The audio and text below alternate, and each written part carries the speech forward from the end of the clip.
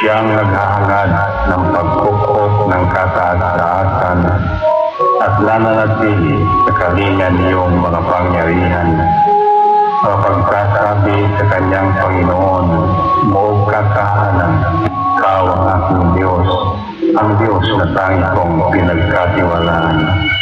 Ika'y niligtas niya sa panganib sa umang nabitag, at kahit anumang mabigat na sakot, hindi ka magdarana. Lulukuban niya sa lilim ng kanyang malabay na pakpak.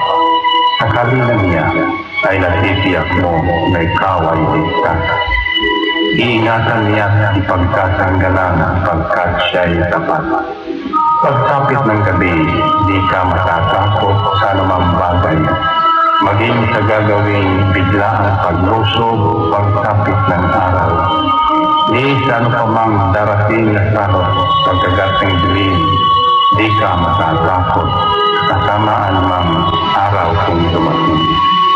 Kahit na mabuwal sa iyong harapan ang 1,000 tao, sa iyong paligid ang bilang ng patay maging 10,000, di ka matatakot at natitiyak mo di ka maano.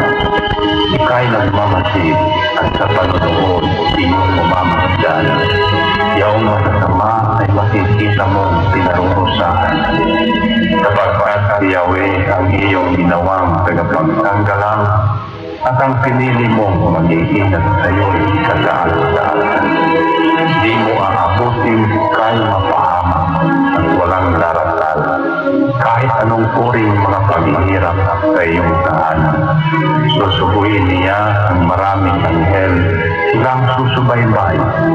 Kahit tanda ko ikaw maparoon, iyang iingatan. Sa kanilang palad ay tatayo ka at silang magtataas.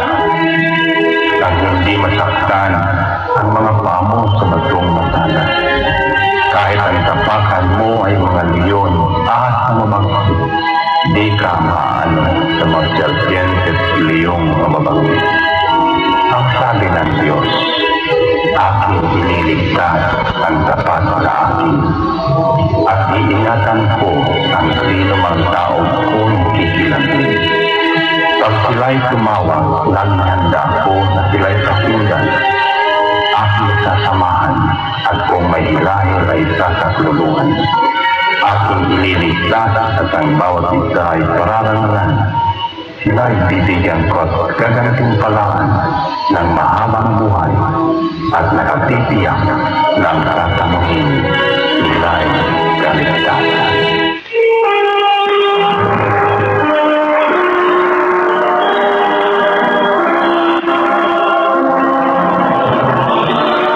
Maaaring ipinid ko ang langit at hindi pumatak ang ulan. Maaaring magpadala ako ng mga balang upang salantain ang lupaing ito. Maaaring palaganapin ko sa aking bayan ng salot. Ngunit sa sandaling ang bayang ito na aking pinili magpakumbaba, manalangin. Hanapin ako at talikdan ang kanilang kasamaan. Diringgin ko sila. Patatawarin ko sila.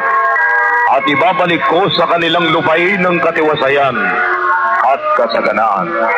Ito ang mga salita ng Diyos.